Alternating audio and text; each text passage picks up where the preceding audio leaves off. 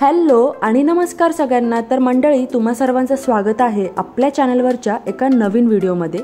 तर आज मी आपल्या व्हिडिओमध्ये तुम्हाला दाखवणार आहे की मुशी मासा कसा साफ करायचा। मुशीला मोरी मासा सुद्धा म्हणतात, बेबी शार्क किंवा मुशी असे नाव आहे। तर ते साफ कसं करायचं, त्याचबरोबर मुशीचं चमचमीत कालवण आणि मुशीचं मस्तपैकी असं रवा फ्राय। तर आज हे पूर्ण आपण आपल्या व्हिडिओमध्ये बघणार आहोत। तोपर्यंत तुम्ही कंटिन्यू राहा आणि शेवटपर्यंत व्हिडिओ नक्की बघा। तर सगळ्यात आधी आहे ना, बाजारातून मी ताजी मुशी आणली होती आणि एवढी मुशी आहे ना मला 100 रुपयाला मिळाली होती। तर आता ही मुशी कशी साफ करायची ते बघूयात।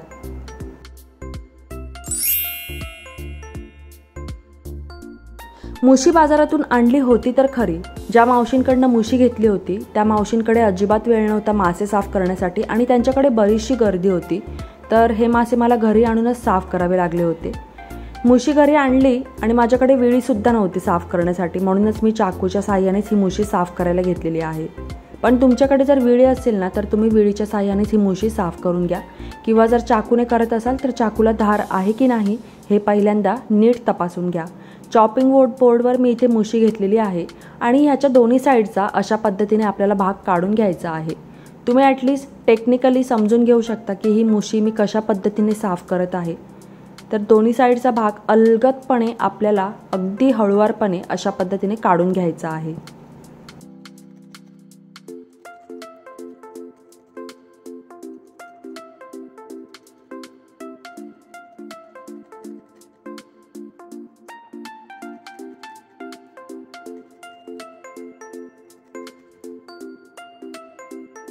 पोटाकडचा भाग कट करत असतानाच ह्याचा लिव्हरचा जो भाग आहे ना तो पण बरेच जण कालवणाला वापरतात, पण मी इथे नाही वापरणार आहे। पण तुम्हाला जर आवडत असेल तर तुम्ही वापरू शकता। तर आपल्याला डोक्याकडचा भाग सुद्धा काढून टाकायचा आहे आणि आता आपल्याला ह्याच्या अंगावरची स्किन काढून घ्यायची आहे। तुम्ही एखादा खराब कपडा सुद्धा हातामध्ये पकडू शकता, जेणेकरून मासा तुमच्या हातातून सटकणार नाही। तर पहिल्यांदा आहे ना अगदी हलकीशी अशा पद्धतीने चीर द्यायचे आणि त्यानंतर अगदी आरामात ह्याच्या अंगावरची स्किन अशा पद्धतीने आपण काढून घेऊ शकतो। तर इथे आहे ना मुशी अशा पद्धतीनेच आपल्याला साफ करून घ्यायची आहे, तुम्ही बघू शकता। आणि सर्व मुशी आहे ना मी पहिल्यांदा साफ करून घेतली आणि स्वच्छ पाण्यातून धुवून घेतली। आता ह्या मुशीचे आहे ना आपल्याला आवडतील त्या आकारामध्ये असे तुकडे करून घ्यायचे आहेत। अगदी मध्यम आकाराचेच तुकडे मी इथे करून घेतलेले आहेत।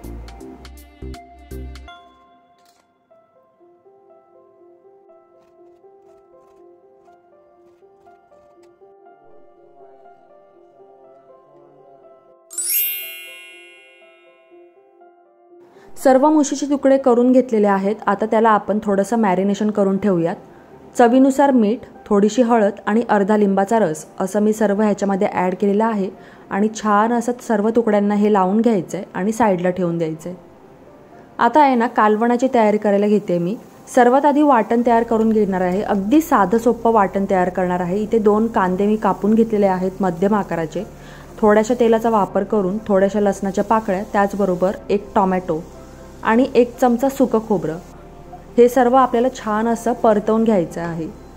आणि परतवून झाल्यानंतर थोडंसं गार करून घ्यायचं आहे आणि मगच ह्याचं वाटण तयार करून घ्यायचं आहे। आता इथे अर्धे तुकडे मी कालवणाला काढले होते आणि अर्धे फ्राय करणार होते। तर जे तुकडे फ्राय करणार आहे ना त्याला सुद्धा आपण मसाले लावून घेऊयात। लाल तिखट, आलं लसणाची पेस्ट आणि त्याचबरोबर चवीनुसार मीठ हे सर्व ॲड करून छान असं मिक्स करून घ्यायचं आणि साईडला ठेवून द्यायचं। इथे कालवण बनवायला घेऊयात। तर हे वाटण आपलं तयार झालेलं आहे ना, हे तेलामध्ये पहिल्यांदा आपल्याला छान असं परतवून घ्यायचं आहे।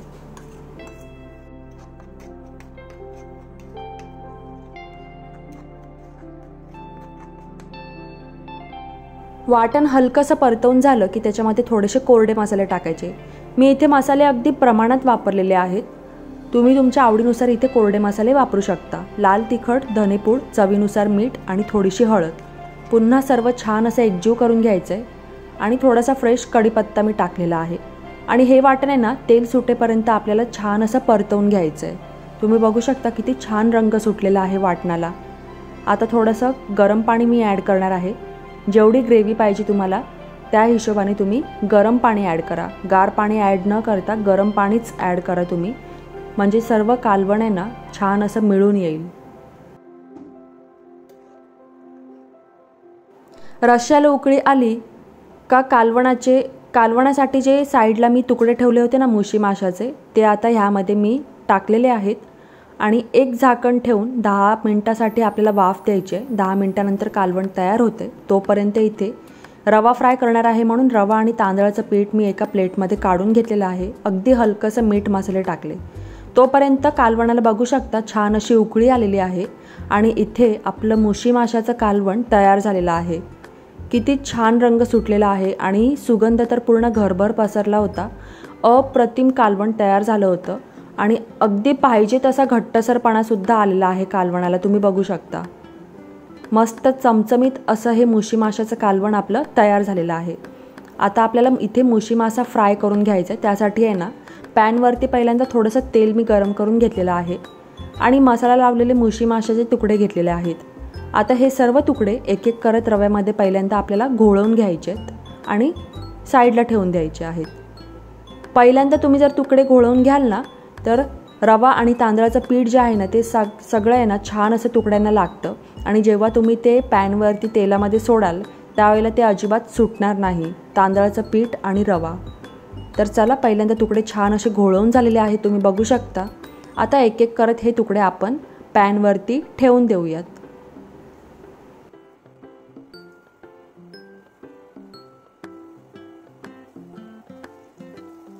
मुशी फ्राय करत असताना ताजा कढीपत्ता टाकायला अजिबात विसरू नका. कढीपत्त्याचा मस्तपैकी फ्लेवर माशांमध्ये उतरतो. तर इथे आपले मुशी रवा फ्राय तयार झालेला आहे, तुम्ही बघू शकता. अगदी कुरकुरीत असा मुशी मासा फ्राय झालेला आहे. कालवण थंड झाल्यानंतर अजून त्याला छान असा घट्टसरपणा येतो, तुम्ही बघू शकता. आता इथे मी आहे ना जेवणाचं ताट तयार करून घेत आहे.